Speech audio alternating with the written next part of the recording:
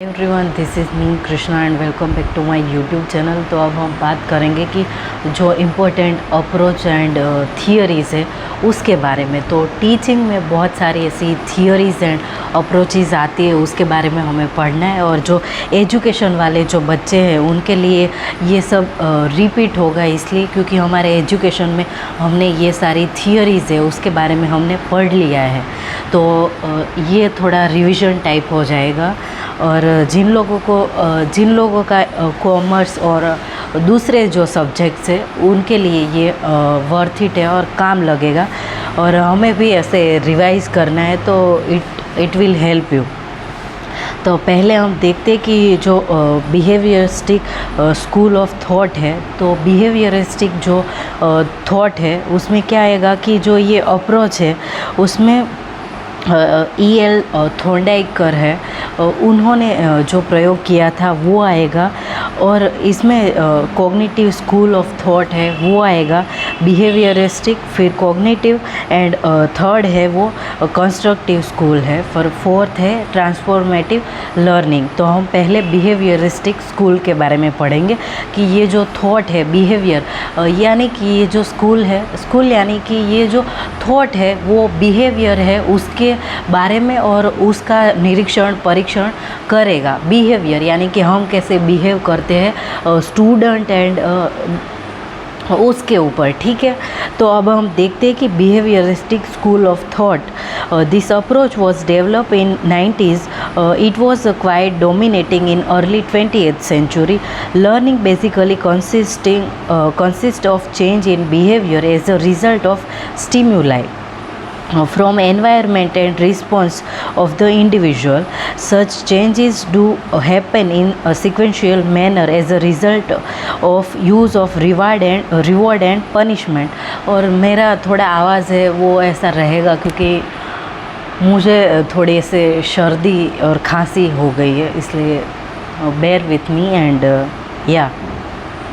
और इसका जो E.L. थॉर्नडाइकर ने जो प्रयोग किया था, एक्सपेरिमेंट, उसके बारे में हम देखते हैं। There are two perspective. Firstly, respond to a stimuli is reinforce when followed by a positive reward effect. Secondly, a response to a stimuli becomes stronger by exercise and repetition. यानी कि कोई भी जो चीज़ है उसको हम रिपीटेडली करें तो वो चीज़ है वो हमें अच्छे से आ सकती है। जैसे ये जो सारे एक्सपेरिमेंट है, प्रयोग है, वो इसलिए किए गए हैं कि स्कूल में जो बच्चे स्टूडेंट हैं उनको हम अच्छे से पढ़ा सके, इसके लिए ये किए गए एक्सपेरिमेंट है। तो इसको हमें एज अ टीचिंग कैसे लेना है, तो कोई भी जो चीज़ है बच्चों को समझ में नहीं आ रही है उसको रिपीटेडली हमें सिखाना है और उनको बोलना है कि आप घर जाके भी इसकी प्रैक्टिस करो और ये स्टूडेंट है वो सीख जाए, तो उसके बाद उनको रिवॉर्ड देना है। रिवॉर्ड यानी कि वो शाबाशी हो सकती है। फिर कुछ ऐसे पेरेंट्स होते हैं वो उनके बच्चे अच्छे नंबर लाए, मार्क्स लाए, तो उनको चॉकलेट देते हैं, फिर बोलते हैं कि तुम्हारे इतने परसेंटेज आए तो मैं ये दिलाऊंगा, ये दिलाऊंगी, हम बाहर घूमने यहाँ पे जाएंगे, वहाँ पे जाएंगे। तो ये सारे रिवॉर्ड्स है। तो ये सारे रिवॉर्ड्स देने से क्या होता है कि जो बच्चे हैं उनका जो मानसिक मेंटल जो थिंकिंग है वो अच्छी हो जाती है और उनको ऐसे लगता है कि मैं इतने परसेंटेज लाऊंगी तो मुझे ये मिलेगा, वो मिलेगा। तो उस लालच में वो चीज़ करने लगते हैं, यानी वो पढ़ाई अच्छे से करने लगते हैं। तो it's positive way to change the teaching, ठीक है। तो ये हमें पॉजिटिव वे में लेना है। तो the behaviouristic have put forward 3 main law of learning, law of exercise यानी कि हमें बार बार वो चीज़ है उनको करनी है। फिर लॉ ऑफ रेडीनेस यानी कि this indicate the student willingness to make SR condition. And law of effect यानी कि जो चीज़ हमने की है उसका इफ़ेक्ट है वो क्या आ रहा है उसके बारे में। एंड टाइप्स ऑफ कंडीशनिंग, तो हम देखेंगे कि टाइप्स ऑफ कंडीशनिंग क्या है। तो उसमें क्लासिकल कंडीशनिंग, और क्लासिकल कंडीशनिंग में हम जो पावलो का जो प्रयोग है उसको हम याद रखेंगे कि एक जो डॉग है उसके ऊपर एक प्रयोग किया गया कि उनको एक पिंजरे में बंद करके रखा है और जैसे ही वो खाना आता है तो कुत्ता है उसके मुंह में से सलाइवा है वो गिरने लगता है। तो वो जो प्रयोग है उसको हम कैसे स्कूल में यूज़ कर सकते हैं। जैसे बेल रिसेस का बेल बजता है तब स्टूडेंट होते हैं और उनको ऐसे खाने की क्रेविंग्स होने लगती है, वो उनकी जो बायोलॉजिकल क्लॉक है वो वैसी हो गई है, इसलिए ये प्रयोग वैसे होगा। तो वो कंडीशनिंग क्लासिकल कंडीशनिंग होगा। एंड ऑपरेट कंडीशनिंग वो भी एक प्रयोग है जो स्किनर ने किया था एक चूहे पे, रेट पे, ठीक है। तो ये सारे हमें प्रयोग याद रखने। क्लासिकल कंडीशनिंग जो इवान पावलो ने प्रयोग किया था कुत्ते पर, वो प्रयोग, वो एक्सपेरिमेंट। एंड ऑपरेट कंडीशनिंग यानी कि एक जो रेट है, चूहा है, उसके ऊपर जो प्रयोग किया है उसके बारे में, ठीक है। अब हम सेकंड देखते हैं कि जो कॉग्निटिव स्कूल ऑफ थॉट है, कॉग्निटिव यानी कि जो हमारे सोच और जो हमारी थिंकिंग है उसको कैसे हम चेंज कर सकते हैं और हमारे जो विचार है वो कितने इम्पोर्टेंट है उसके बारे में। कॉग्निटिव यानी विचार, उसको हम याद रखेंगे। और अब कॉग्निटिव स्कूल ऑफ थॉट देखते हैं। This approach started in late 1950s and the acquisition of knowledge through the brain. The learner is an information processor who absorbs information, undertake cognitive operation on it and it stores in memories. यानी कि हम कुछ भी जो सीखते हैं वो हमारा जो ब्रेन है वो याद रखता है एज अ मेमोरी। यानी कि मैं अभी कुछ भी बोल रही हूँ या आप मेरे वीडियो देख के आप सुनोगे तो आप जो सुन रहे हैं और आपकी जो ब्रेन है वो उनको याद रखेगी, उसको हम मेमोरी बोलेंगे, ठीक है। और इसमें the ability of brain to exercise senses and thought is known as a cognitive. यानी कोई भी जो विचार है, सेंस है और हमारा जो एक्सपीरियंस है, अनुभव, उसको हम कॉग्निटिव बोलेंगे। एंड जीन पियाजे का जो कॉग्निटिव थियरी है, जीन पियाजे ने कॉग्निटिव थियोरी दी थी और उन्होंने बोला कि जो बच्चे होते हैं वो अपनी माँ के पेट में से ही सारी बातें सीखने लगते हैं और उनके जो सेंसेस है और वो तभी से उनका दिमाग है, माइंड, ब्रेन, वो एक्टिवेट हो जाता है। इसलिए जो जीन पियाजे का प्रयोग है, एक्सपेरिमेंट, वो जब हम पढ़ते हैं तो वो उनके जो माँ के पेट में होता है बच्चा, तब से वो स्टार्ट होता है। और एक एज आती है कि जब हम एडल्ट बन जाते हैं तब तक हमारा जो माइंड है वो मैच्योर हो जाता है। तब तक की जो सारी प्रक्रिया है, प्रोसेस है, उनके ऊपर जीन पियाजे ने प्रयोग किया था, ठीक है। तो जीन पियाजे work on a lot on cognitive psychology. He work focus on environment and internal structural and how they impact learning. Teachers can give student opportunity to ask questions and think out loud। यानी जो teachers होते हैं उनका काम है कि उनके जो स्टूडेंट है उनको वो रेडीमेड जो मटेरियल है वो ना दे और उनके बजाय वो उनको कुछ भी जो काम है वो खुद से सोचे और वो क्वेश्चन करे। वैसे तरीके से पढ़ाई तो बच्चे हैं उनका माइंड है वो एक्टिवेट रहेगा और वो ज़्यादा सीख पाएंगे, ठीक है। और वाइगोस्की का जो एक्सपेरिमेंट है वो भी यहाँ आएगा कि वाइगोस्की जो है उन्होंने एक प्रयोग किया था कि जो चाइल्ड है वो अपने परिवार से और आजू बाजू के जो नेबर्स है, स्कूल के जो टीचर्स है और उनके जो पीयर ग्रुप के बच्चे हैं उनसे जो सीखता है वो सोशल कंडीशनिंग का जो प्रयोग है वाइगोस्की का। और वाइगोस्की का ऐसा कहना है कि जो कोई भी जो चाइल्ड है उसके मन में वो सारे ख्याल और वो जो आजू बाजू जो सीखता है, देखता है, वैसा ही उनका विचार और वो वैसा ही बन जाता है, ठीक है। तो Vygotsky claim that we are born with a 4 elementary mental functions, attention, sensation, perception and memory. तो ये सारी चीज़ें हमें याद रखनी है। फिर कंस्ट्रक्टिव स्कूल ऑफ थॉट।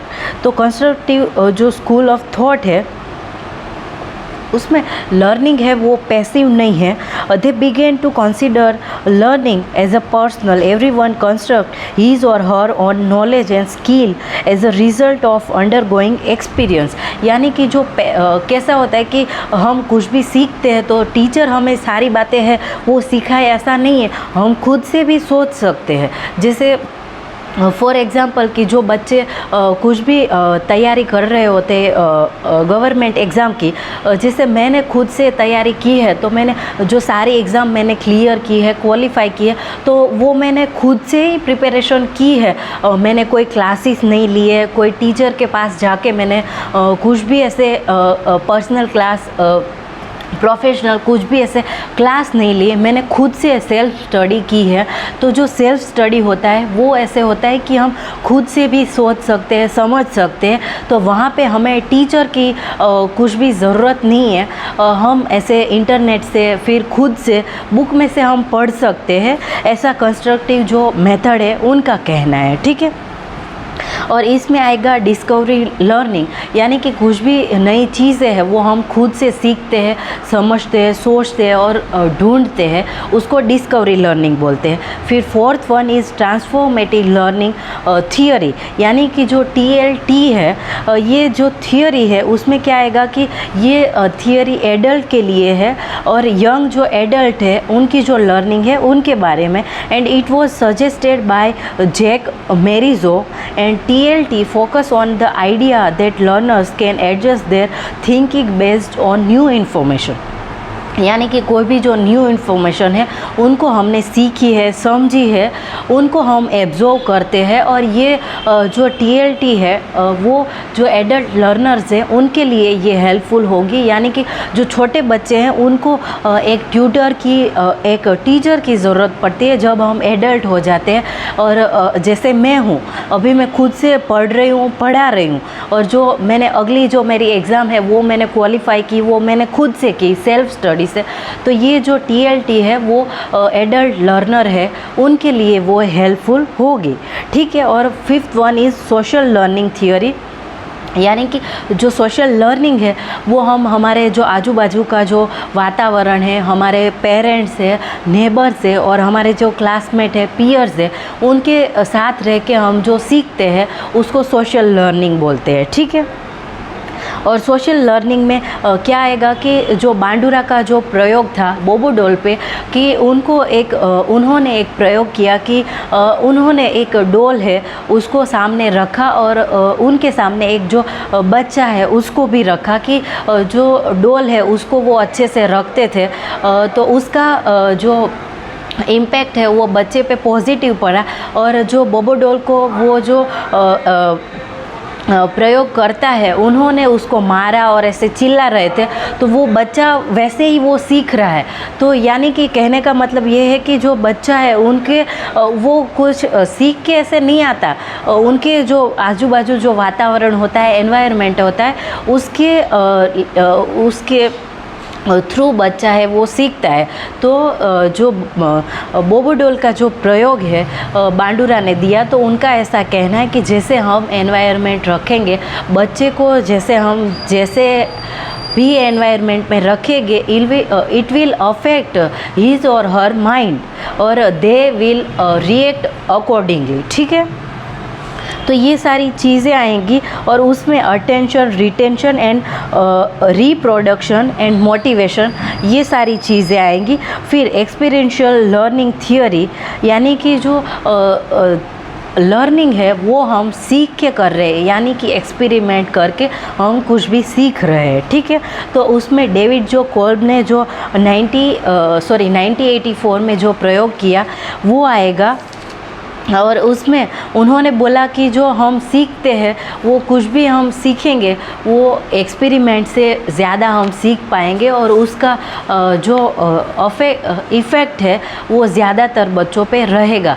तो इसलिए लर्निंग बाय डूइंग होता है. और इसमें जॉन डुई ने भी एक प्रयोग किया था कि वो ऐसा मानते थे कि जो छोटे बच्चे हैं उनको हम कैसे सिखा सकते हैं. तो उनको हम प्रयोग करके और उनको हम ऐसे सिखाएं और दिखाएं और उनको खुद सीखने का मौका दें। इसलिए जॉन डुई का भी इसमें लर्निंग बाय डूइंग में नाम आएगा, ठीक है। फिर कनेक्टिविज़म लर्निंग, यानी कि कुछ भी जो चीज़ें हैं उसको हम कनेक्ट करके सीखते हैं और बच्चों को हम सिखाते हैं कि ये चीज़ है इसके साथ इंटर कनेक्टेड है, तो बच्चे हैं वो ज़्यादा उनको समझ पाएंगे और सीख पाएंगे, ठीक है। तो आज के वीडियो में हमने देखा कि जो लर्निंग की जो थियरीज़ है उसमें हमने बिहेवियरिस्टिक थियरी है उसके बारे में पढ़ा, फिर कॉग्निटिव थियरी है उसके बारे में, फिर social learning, transformative learning and connectivism learning है उसके बारे में, और एक्सपीरियंशियल लर्निंग है उसके बारे में पढ़ा हमने। और नेक्स्ट वीडियो में हम फिलोसॉफीज़ है जैसे आइडियलिज़म है, फिर एग्जिस्टेंशियलिज़म है, वो सारी जो फिलोसॉफी रिलेटेड टू एजुकेशन उसके बारे में नेक्स्ट वीडियो में हम पढ़ेंगे। तो I will end this video here. Bye everyone, thank you so much and happy learning everyone.